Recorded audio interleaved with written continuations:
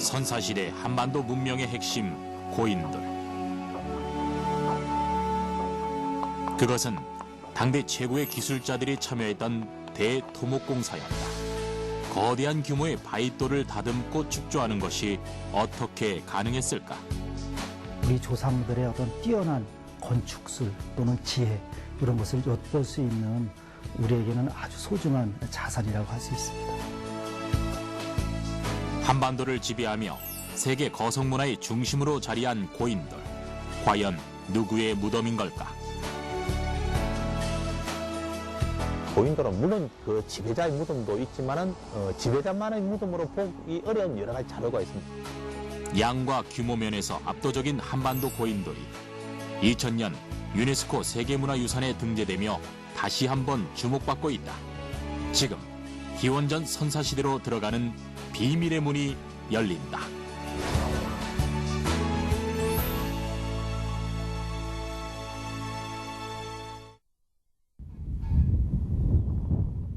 전남 화순군 고인돌 유적지. 주말이면 고인돌 체험에 나선 학생들로 늘 북적인다. 여러분들이 고인돌을 보시면 밑에를 한번 봐보시게요. 뭐가 고이고 있는 것들이 뺑 둘러 있을 거예요. 한번 쭉 둘러보세요. 실제로 보는 고인돌의 내부가 신기해 보이는 아이들. 시골집에 가면 돌담이 어떻게 생겼어? 고인돌은 무덤방을 만들고 거대한 덮개 돌로 덮은 선사시대 무덤이다. 그다음에 그 위에다가 여기 흙을 비교적 최근인 1995년부터 발굴되기 시작한 화순의 고인돌은 그 숫자만도 수만 기다. 효산리와 대신리를 잇는 양쪽 계곡의 10km에 걸쳐 무려 600여 기에 가까운 고인돌이 분포하고 울창한 숲속에 묻혀있던 터라 보존 상태도 양호하다. 어디서나 쉽게 볼 것만 같은 뭉퉁한 바위 덩어리가 과연 고인돌일까 싶지만 아래 부분에 받침돌이 있고 무덤방이 발견되는 전형적인 고인돌이다. 전혀 생각지도 않는 지역에서 이렇게 규모가 크고 집단적으로 나타나는 경우는 처음이기 때문에 제가 그 고인돌을 조사하는 데서 가장 인상 깊고 또 규모도 크고 또 원형이 자연 속에 그대로 보존되어 있기 때문에 화순과 함께 고인돌 왕국으로 불리는 곳이 고창이다. 특히 고창은 고창읍의 중림리 매산마을을 중심으로 산기슭을 따라 447기의 고인돌이 2km 가까이 끝도 없이 이어진다. 무엇보다 고창 고인돌은 덮개돌이 입체화되거나 거석화되는 경향을 보인다는 점에서 특징적이다. 덮개돌의 무게가 보통은 10톤이지만 이곳은 50톤에서 100톤이 넘는 경우가 많다. 그 종류나 밀집도 규모 면에서 세계적으로 보기 드문 일이다. 세계유산에 지정된 것과 거기서 볼 수 있다시피 세계적으로 인정을 받았고 또 다양한 그 형태나 크기 이런 것은 우리 조상들의 어떤 뛰어난 건축술 또는 지혜, 이런 것을 엿볼 수 있는 우리에게는 아주 소중한 자산이라고 할 수 있습니다. 거성문화의 화려한 꽃을 피웠던 선사시대의 한반도. 하지만 기록으로 남지 않아 누가 어떤 목적으로 만들었는지 구체적으로 알 수가 없다. 한반도에 산지한 이 거석들은 어떤 의미일까? 그리고 그 원형을 유지한 채 수천 년 동안 보존될 수 있었던 이유는 무엇일까? 고대 문헌에 보이는 고인돌에 대한 기록은 후한서가 가장 오래된 것이다. 쉥쉥 소리가 들리는 덮개돌의 커다란 크기에 대해 기록해 놓은 바가 있고 우리나라에서는 이규보의 동국이상국집에 처음 보인다. 지석이란 것을 구경하였다. 과연 신기한 기술로서 이상하다라고 기록하였다. 고인돌은 말 그대로 돌을 고였다라고 하여 붙여진 이름으로 고인돌 또는 지석묘라 불렀다. 기원전 1000년 이전부터 기원전 2000년 무렵까지 1000년 동안 축조되었던 것으로 보인다. 큰 돌의 의미를 부여하고 섬기는 것은 세계적으로 나타나는 오랜 전통이다. 특히 서유럽에 널리 퍼져 있는 선돌 문화는 고인돌과 함께 거석 문화를 대표하는 기념물이다. 3천여 개의 선돌이 열을 지어 분포하고 있는 프랑스 카르낙이나 영국 스톤헨지의 거대한 석인상이 대표적으로, 돌을 세워 숭배하는 선돌은 무덤이 아닌 제단의 기능을 갖춘 곳이었다. 우리나라는 어떨까? 경기도 용인의 한 마을 입구에 3개의 커다란 선돌이 세워져 있어 선돌마을이라고도 불린다. 사람의 길을 훌쩍 넘는 길이의 선돌은 마을 주민들에게 상서로운 돌로 여겨지며 오랫동안 보존돼 왔다. 돌하고 관련된 신앙이 아마 내재되어 있었겠죠, 사상적으로. 그러니까 이 돌이 가지는 어떤 상징성, 강하다, 없어지지 않는다, 영원불멸이다, 이런 어떤 사상적인 의식이 가미돼가지고 아마 그렇게 힘들고 한 큰 거석 기념을 무덤을 이렇게 만들지 않았는지, 이렇게 이제 생각이 되는 거고. 우리나라에는 용인, 고창, 부안 등지에 선돌이 분포하는데 대체적으로 선돌 주변에는 고인돌이 위치하고 있다. 이는 원시적인 거석 숭배의 유물로 그 시기가 비슷하기 때문에 고인돌을 중심으로 한 우리나라 거석은 전 세계의 40%를 차지한다. 영토는 뭐 지구상을 봤을 때 아주 좁은데 고인돌 숫자는, 작은 영토에 비해서 고인돌 숫자는 세계 고인돌의 한 3분의 2 이상이 우리 한반도에 있습니다.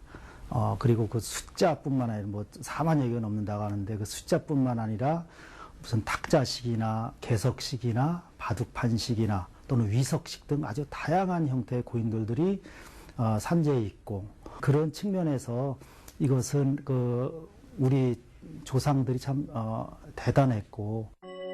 고인돌은 뚜껑, 즉 덮개돌을 덮는 과정에서 다양한 방식이 이용되었다. 4개의 판돌로 미음자나 디귿자로 무덤방을 지상에 축조하고 그 위에 거대하고 평평한 덮개돌을 올리거나, 자연석으로 쌓은 석실을 지하에 만들고 주위에 여러 개의 받침돌을 놓은 후 그 위에 커다란 덮개돌로 덮은 마치 바둑판 모양을 하는 경우가 있다. 그리고 가장 보편적인 형식으로 땅속에 석실을 만들고 무덤방 위에 바로 뚜껑을 덮는 경우가 있고,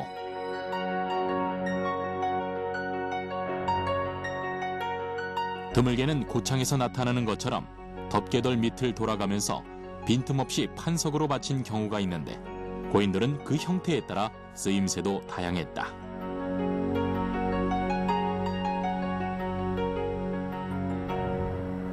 전북 고창의 암치리 마을.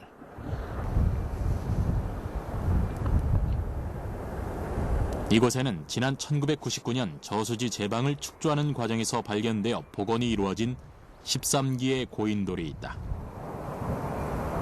그중 덮개돌이 가로로 길게 늘어진 거대한 고인돌이 눈에 띄는데, 그 무게로 인해 발굴 과정도 쉽지 않았다. 예, 보시다시피 이 상석의 그 길이가 거의 8m에 달합니다. 그래서 들을 수 있는 방법이 없어가지고 150톤 크레인, 120톤 크레인 2대를 양쪽에 걸어가지고 트레일러에 실어서 이제 옮겼죠. 무게가 85톤입니다. 그래서 당시 까지는 아마 최대의 고인돌 발굴이 됐던 걸로 생각이 됩니다. 예측하지 못했던 덮개돌의 무게만도 85톤. 발굴 당시 묘실은 보이지 않았다. 대신 바닥에 돌들이 깔려 있었고 다수의 석기와 토기가 발견되었다. 유난히 큰 궤석에 묘실은 없고 그냥 돌만 받쳐져 있는 고인돌은 화순과 고창에서 흔히 보이는 형태다. 이는 과연 무덤이었을까? 의문을 자아내는 부분이기도 하다. 묘실은 안 보이고 이제 바닥에 돌만 쫙 깔려 있었는데, 그 안에서 무문토기, 그리고 이제 석부, 그리고 이제 붉은 간톡이라고 하는 홍도, 이 쪼가리들이 나온 바가 있습니다. 그래서 제가 생각할 때에는 여기에 이제 그냥 어떠한 기념물적인 성격이라기보다는 그런 형태에서 그 안에 어떠한 간단한 매장 시설을 하지 않았나, 이렇게 판단을 하고 있습니다. 고인돌에서 발굴된 유물은 당시 사람들의 생활상을 엿보게 한다. 거의 유물이 발견되지 않는 고창의 고인돌이지만 드물게 발견되는 유물 중에서도 붉은 토기는 당시 사람들의 내세관을 엿보게 한다. 일반 토기에다가 산화철을 발라서 광택을 내서 구운 거예요. 그것은 선사시대 때도 내세관이 존재하고 있었다는 얘기입니다. 이승이 있고 저승이 있다는 얘기예요. 그래서 저승에 가신 분을 산 사람으로 대접을 해드린다. 저 붉은 것을 넣어줌으로 인해서 붉은 피를 공급한다는 의미겠죠. 수천 년의 세월을 지나 고인돌의 유골은 대부분 사라지고 없지만 제천 황성리 고인돌처럼 간혹 유골이 발굴되는 경우가 있다. 확실히 고인돌은 무덤인 것이다. 남겨진 형태를 보면 대부분 시신을 바로 눕혀서 매장하는 편이지만 사람을 옆으로 굽혀 눕히기도 하고 화장을 하기도 했다.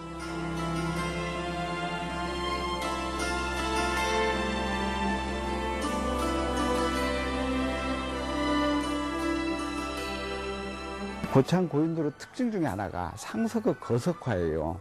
규모가 큽니다. 그런데 실질적으로 밑에 있는 무덤방, 즉 석관은 소형으로 아주 적게, 라면 박스만하니 적게 들어있는 경우가 허다합니다. 그것은 쇄골장, 즉 2차장으로 보는 겁니다. 일단 감회장에서 육탈 과정 거친 다음에 뼈만 갖다 묻는 형태로, 때로는 화장을 해서 뼈만 갖다 묻는 형태로 이루어졌다, 이렇게 보시면 될 것 같습니다. 경기도 용인시 상아리 마을. 이른 아침부터 마을 어르신들이 한자리에 모였다. 마을의 연례 행사에 시성을 또 드려야 되지 않겠습니까? 당주분을 모셔야 되는 그런 과정인데 어느 분이 해당이 되는가를 그걸 좀 논의했으면 좋겠네요. 그 길이를 택한 다음에 반상회를 소집해서 진행하는 걸로 하셨으면 좋겠는데. 신중하면서도 걱정 가득한 대화가 오가는 이들은 마을 제사, 즉 지석제를 의논하고 있다. 이게 마을 사람들의 경외감을 갖고 감히 여기를 함부로 논하거나 뭐하거나 하지 않았었어요. 주민들이 참 이 지석적제 지낸 것만큼은 철두철미해서 어르신들이 옛날에 모신 걸 우리가 쭉 지켜왔고 지금도 그렇게 하고 있습니다. 세월이 흐르고 개발이 진행되면서 주변 환경이 점점 변해가고는 있지만 상아리 마을 사람들이 오랫동안 신성시했던 장소가 이곳 고인돌이 있던 자리다. 현재 이곳 고인돌은 보존을 위해 복원이 이루어지고 있는 중이다. 고인돌을 의지해서 제사를 지내는 행사인 지석제. 상하동의 지석제는 임진왜란 이후에 꾸준히 행해진 오래된 마을 신앙으로 매년 음력 10월에 치러지고 있고 올해까지 한 번도 빠짐이 없었다. 마을 이름도 할머니 할아버지의 상지석과 하지석에서 유래했다. 저희 마을 자체가 상하동이라는 유래도 상지석, 하지석 해서 상하동이라는 유래가 있는 겁니다. 그래서 그런 것들을 참고로 해서 상당히 역사적으로 중요한, 그리고 지역 주민들의 이제 화합을 이룰 수 있는 그런 고인돌의 역할을 많이 했던 겁니다. 마을의 오랜 역사와 함께하며 대대로 마을 주민들의 구심점 역할을 했던 것. 그런데 지난 10월 발굴 과정에서 새로운 사실이 드러났다. 제2에 사용된 제기의 파편들이 발견된 것이다. 뜻하지 않게 이 고인돌 상석 아래쪽에서 조선시대 후기부터 시행되어 왔던 마을 제의 관련 제사 흔적, 성황제하고 관련된다고 생각이 됩니다만은 그 제사 유적이 함께 발굴이 돼서 이는 비단 우리나라뿐 아니다. 중국 요령성에는 지금도 생고기를 잡아 고인돌 앞에 놓고 제의를 드리는 경우가 있다. 또한 재질이 바뀌었을 뿐 여전히 고인돌을 만들고 있는 인도네시아 순바섬의 경우에도 고인돌을 제단으로 활용한 것이 오래된 전통이다. 고인돌 자체가 굉장히 신성시되는 그런 거석 구조물이죠. 기념물이고. 그래서 아마 청동기 시대 때 지성묘가 만들어지고 난 다음에 그 이후에 어떤 형태로든 간에 민간 신앙이라든지 이런 형태로 지성묘를 의지해서 여러 가지 형태의 제2신앙 이런 것들이 있었지 않나 그렇게 생각이 됩니다. 민간 신앙이 하나로 자리 잡았던 고인돌. 그 대표적인 경우가 화순의 핑매바위다. 높이 4m, 무게 200톤이 넘는 초대형 덮개돌의 대표적인 거석인 핑매바위는 단독으로 세워져 있을 뿐 아니라 무덤방도 발견되지 않았다. 제2의 기능으로 사용됐으리라 보는 전형적인 고인돌로 바위에는 오래된 전설이 전해져 온다. 중국 설화에 나오는 마고 할머니가 치마에다가 돌을 싸가지고 와서 운주사에다가 일부를 불해주고 나머지를 여기다가 불했답니다. 여기다가 불인 돌 중에 제일 큰 놈을 그 마고 할머니가 다리심이 얼마나 짱짱했던가 발로 툭 차서 굴러떨어진 돌이 오늘날 핑매바위라고 합니다. 전설과 관련해 이름도 던진다, 팽매질한다라는 뜻의 핑매바위. 바위 위로는 조그만 돌들이 가득하다. 이는 사람들이 돌 위에 있는 구멍을 향해 던진 것이다. 처녀 총각들이 지나가다가 돌을 던져서 그 구멍 안에 들어가게 되면은 그 해에 장가 시집을 간다는 이런 웃기는 이야기가 있습니다. 이렇게 삼신 할머니이기도 한 마고 할머니와 관련된 전설이나 돌과 관련된 힘센 장수 이야기, 그리고 치성을 드리는 칠성바위 등 고인돌에는 다양한 전설과 설화가 전하며 오랫동안 우리 민족과 함께해왔다. 선사시대 무덤이지만 조선시대를 거치며 제2의 장소이자 다양한 이야기가 깃든 친근하면서도 신성한 기념물로 자리한 고인돌. 이는 고인돌이 사라지지 않고 우리 민족의 삶 가까이하며 오랫동안 유지되어 온 이유이기도 하다. 그런데 힘센 마고 할머니의 힘을 빌릴 만큼 무거웠던 고인돌을 그 옛날 사람들은 어떻게 만들었을까?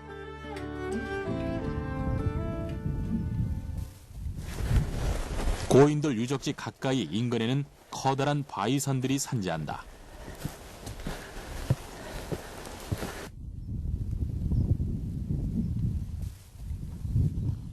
그곳에는 채석을 하다만 돌들이나 인위적으로 돌을 떼어낸 흔적들이 남아있다.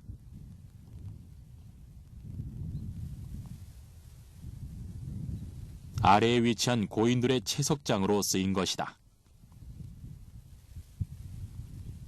약 7, 8분 능선에 23개소의 채석장이 분포되어 있습니다. 그래서 이런 채석장이 저쪽 좌우로 22개소가 더 있다는 얘기가 되겠죠. 그래서 여기에서 채석을 해서 바로 밑에 있는 유적지로 이 운반을 해서 축조를 했다. 이렇게 보시면 될 것 같습니다.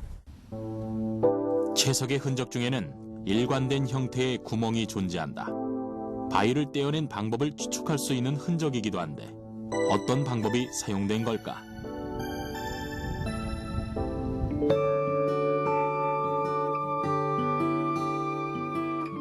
제작진은 목포대학교 박물관의 협조를 얻어 선사시대 방법 그대로 석재 분할 실험을 해보기로 했다. 이를 위해 선사시대 쓰였던 도구들과 주위에서 흔하게 보이는 퇴적암 계통의 돌을 작은 크기로 준비했다. 가장 일반적으로 쐐기를 이용을 해서 바위산과 같이 노두에서 석재를 떼어내는 쐐기 기술이 가장 일반적이었고요. 먼저 돌을 이용해 일정한 크기의 구멍을 만든다. 이때 갈라지기 쉬운 쪽으로 돌의 결을 잘 파악하는 것이 필요하다.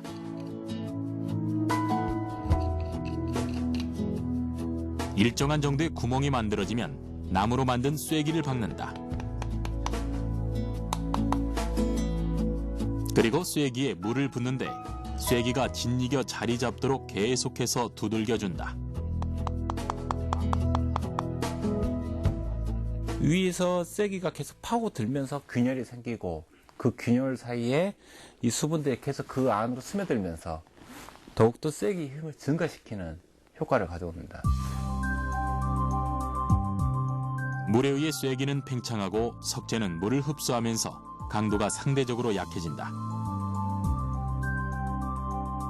실제 고인돌에 사용된 돌을 채석하는 데에는 상하의 여러 곳에 일정한 간격으로 쐐기를 박아 돌을 떼어냈을 것으로 보인다.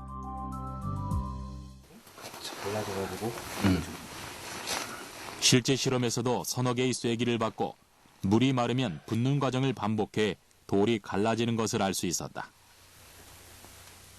돌에 구멍을 내고 나무를 박아 분할한다는 것 자체가 당시로선 획기적이었다. 사실 쐐기의 원리라는 것 자체가 굉장히 과학적인 원리인 거죠. 오래된 시기에 이미 그런 기술을 터득을 하고 가장 또 돌들에 대한 정확한 이해, 또 석재의 선별 능력, 또 나아가서 석재의 가공 능력들이 굉장히 완성된 시기라고 볼 수가 있겠습니다.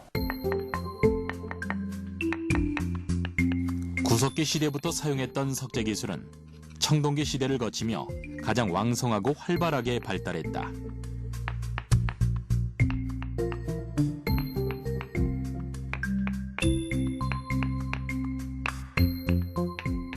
여러 가지 석재 분할 기술이 발달했는데 가장 단순하게는 망칫돌로 지속적으로 돌과 돌의 지점을 두드리면서 석재를 분할하는 방법이 있었다.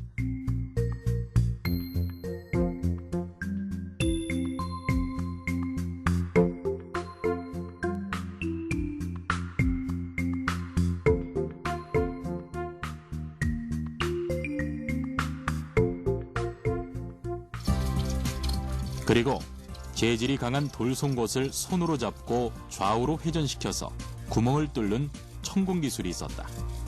이때 축을 감아 돌리는 회전력을 이용하는 활비비가 사용되었는데 반달 돌칼이나 가락바퀴 등에 나타나고 있다. 또한 돌로서 돌을 자르는 기술이 있었다.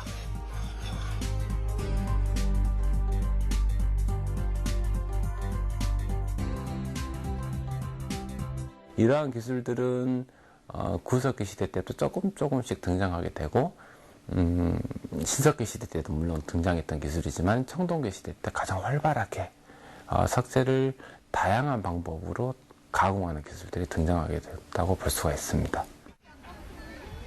화순 고인돌 체험장. 커다란 덮개돌 위로 한 아이가 올라가고 줄다리기를 하듯 아이와 부모들이 밧줄을 잡았다.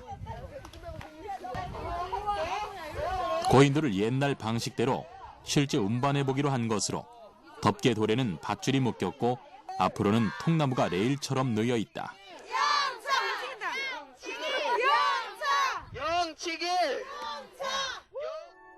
거석 운반은 오랫동안 수수께끼였다. 이집트 등 세계 각국에 남은 벽화 등을 보면 거석을 운반하는 여러 방법 중 나무 끌개가 사용됐음을 알 수 있다. 조선시대에도 화성을 축조할 때의 구판이라는 나무 끌개가 사용됐다. 정조대왕이 썼던 수원 화성에서의 화성 그 성역 그 유괴 같은 그 경우도 큰 돌을 옮길 때 거기는 그 똑같은 그 Y자형의 거기는 이제 그 이름을 구판이라고 했던 그런 것이 나오죠. 옛날이나 오늘날까지 그 거석을 옮기는데 사용되어 있다라고 해서 우리나라도 아마 그랬을 것이다. 땅바닥에 철길처럼 통나무 레일을 깔고 그 위에 Y자형의 통나무를 올린 후 덮개돌을 밧줄로 묶어 운반하는 것이다.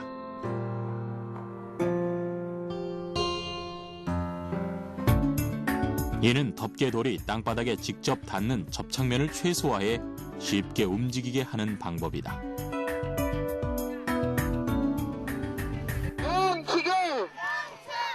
돌의 재질에 따라 다르겠지만 한 실험에 의하면 9톤의 돌을 80명의 어른들이 끌었을 때 4시간에 70m를 움직일 수 있었다.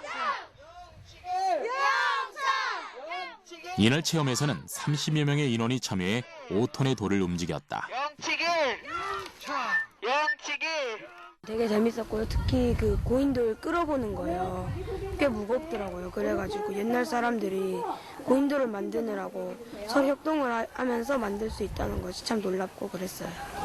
예, 길게 파세요. 길게, 더 길게. 한쪽에서는 축조 체험이 진행됐다. 더 길게 파세요. 조금 더 좁게. 기술이나 미적인 면에서 탁자식 고인돌이 가장 발달된 형태로 그 규모와 형태로 인해 균형감이 중요하다. 하나, 둘, 셋. 됐습니다. 역시 관건은 받침돌을 세우고 어떻게 그 위로 덮개돌을 올리냐는 것이다. 됐을까요? 됐네. 이날 체험에서는 받침돌과 무덤방을 만든 후 흙으로 받침돌까지 모두 덮어 비탈을 만드는 방법이 사용됐다. 여기도 더 완전히 더 하자. 잎이 묻어야 됩니다. 이걸 파야 돼. 비탈이 잘 되도록 한 다음에. 선생님 뭐 하시거든 봐봐. 야, 됐습니다. 그래야 돌을 끌고 올라오지. 받침돌을 세운 후 흙으로 경사지게 봉토를 만들고 나면 덮개돌을 봉토의 경사면을 따라 끌어올리게 된다.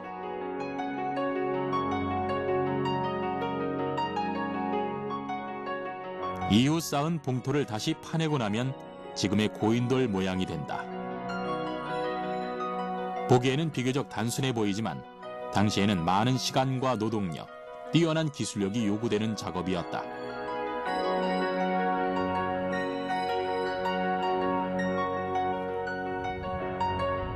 가장 안정된 형태를 이루는 이 거대한 석재 구조물은 당시 급격히 변하고 있던 사회를 반영한 결과물이었다. 청동기 시대는 앞식인 신석기 시대와는 비교할 수 없을 정도로 여러 가지 이제 그 사회적인 변화가 일어납니다. 특히 이제 농경을 발달되기 때문에 이 농경을 바탕으로 해가지고 이제 그 잉여 생산물이 생기게 됩니다. 그러면 잉여 생산물이 생기니까 자연스럽게 이제 계층이 분화되고 또 직업의 전문화가 이루어지게 되는 겁니다. 직업이 분화되면서 전문적인 어떤 그 장인이 나타나게 되므로 기술의 발전이 이제 이루어지게 되는 겁니다.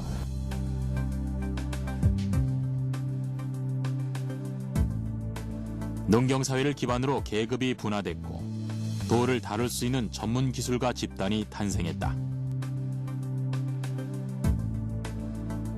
그들에 의해 가능했던 고인돌 축조는 북방의 유목사회에서는 기대하기 어려운 일로 노동력 동원이 가능한 시족 단위의 마을 공동체에 단합된 힘이 있어야 했다. 그 곳곳에 살았던 그런 그 시족 단위의 집단들이 함께 어울려서 이 고인돌을 축조하게 되는데 그럴 때에 많은 집단들이 모여서 서로 통합하고 또 많은 대화를 통해서 화합하는 그래서 당시의 농경사회에서의 하나의 공동체 의식을 돈독히 하는 데서 지성묘의 축조가 큰 의미가 있다고 볼 수가 있습니다. 농경사회인 중국, 일본, 동남아시아 중에서도 고인돌은 한반도에 집중 분포하고 있다. 현재 북한에는 15,000개의 고인돌이 발견되고 있고 중국 요동반도와 한반도 북부 지역을 중심으로 탁자식 고인돌이 주를 이룬다. 그리고 남한에는 3만여 개의 고인돌이 분포, 전라도를 중심으로 한 남쪽과 일본의 규슈 등지에는 바둑판식 고인돌이 분포하고 있다.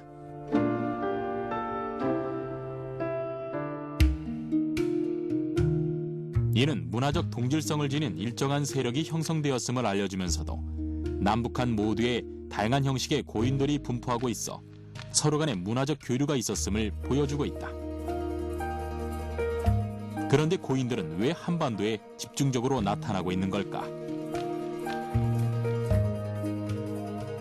고인돌이 직접 분포하는 것은 무엇보다도 고인돌을 축조할 때 필요한 그 돌이 많기 때문에 그 돌을 이제 이용했기 때문입니다.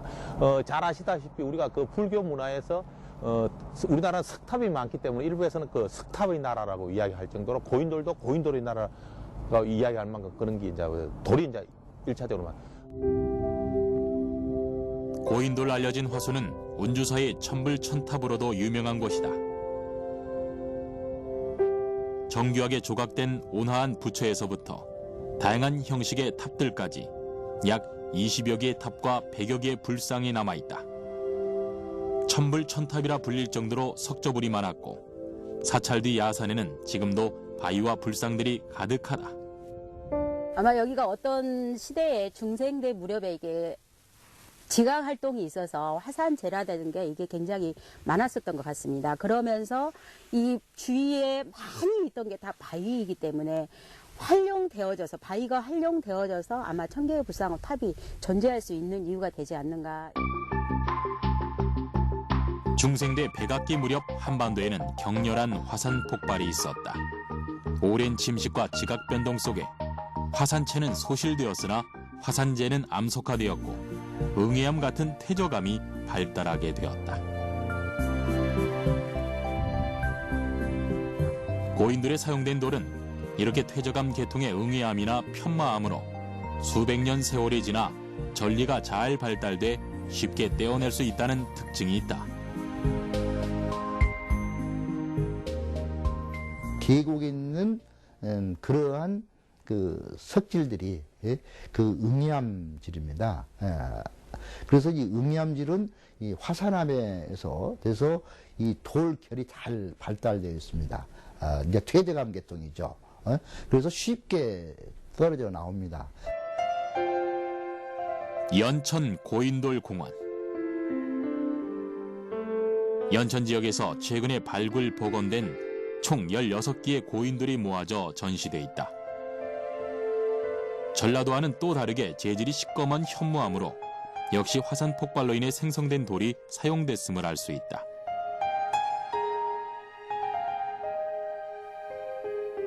그런데 원래 고인돌이 있었던 지리적 위치를 보면 임진강, 한탄강 등의 물줄기를 따라 두세 개씩 군집해 있는 것을 알 수 있다. 한탄강 유역과 임진강 유역에 따라서 그 강줄기를 따서 연천 지역의 고인돌이 대부분이 이제 분포하고 있다는 겁니다. 이거는 그 당시 사람들이 강물과 같은 어떤 그런 지시적인 조건을 가장 잘 활용하여 고인돌을 축조했던 걸로 판단됩니다. 연천뿐만이 아니다. 총 70여 개의 고인돌이 있는 경기 지역을 보면 남한강의 물줄기를 따라 양평과 이천을 중심으로 고인돌이 위치하고 있음을 알 수 있다. 고대 문명의 발달이 그러하듯 한반도의 고인돌도 대부분 강을 가까이에 두고 평지나 구릉지대에 형성되어 있다. 그런데 한 가지 재미있는 사실을 발견할 수 있다. 일반적으로 과거에는 해상교통이 발달한 큰 강가를 따라 많은 사람들이 모여 살기 마련이고 거기에 큰 고인돌이 만들어졌을 거라고 생각하기 쉽다. 하지만 그렇지가 않다. 한강 유역을 쭉 연구하고 또 이제 대동강 쪽도 마찬가지더라고요. 보니까 큰 강가에는 큰 고인돌이 없어요.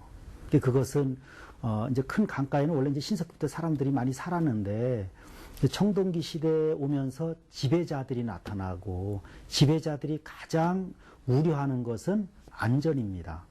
방어하기 좋은 이런 상류 쪽으로 올라가서 어떤 그 부족 세력권을 형성하고 거기에서 커다란 고인돌을 만들었던 걸로 봅니다.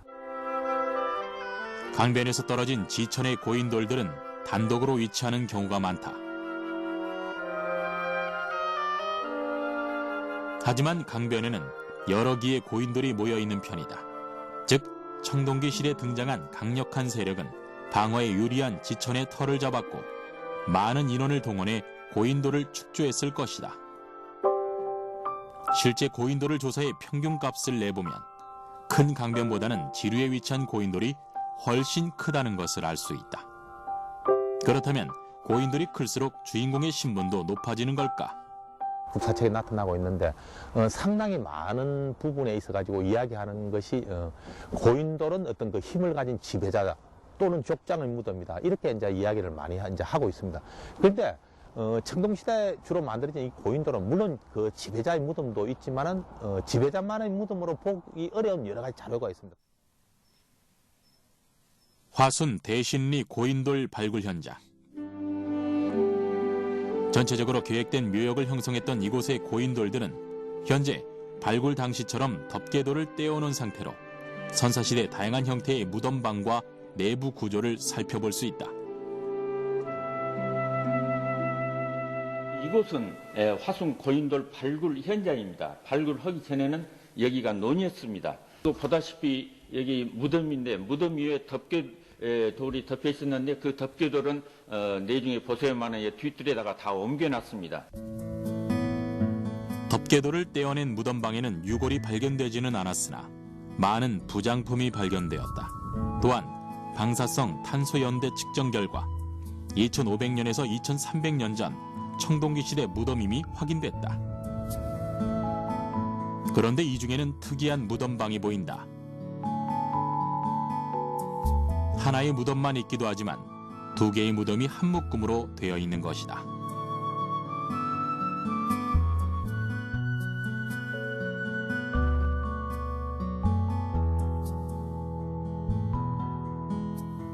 이것을 볼 적에 여기에 묻힌 사람은 필연코 어떤 혈연 관계일 것이다. 가족 관계. 부부간의 무덤 아니면 부자간의 무덤 또는 모녀간의 무덤으로 보게 되는 것입니다.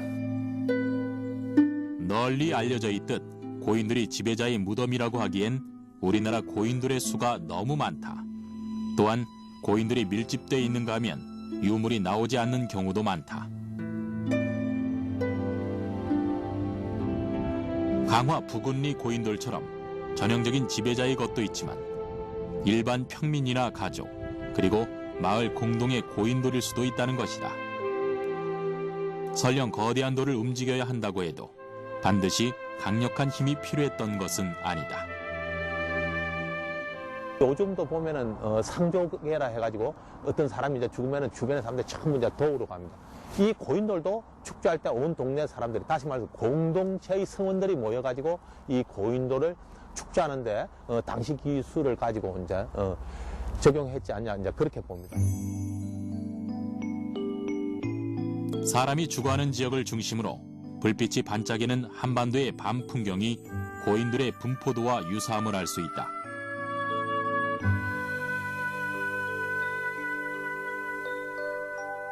즉 고인돌이 특별한 지배자의 무덤이 아닌 대다수 사람들이 공유한 일반적인 무덤 양식이었고 그 위치와 쓰임새에 따라 다양한 크기와 모양을 띠었던 것이다.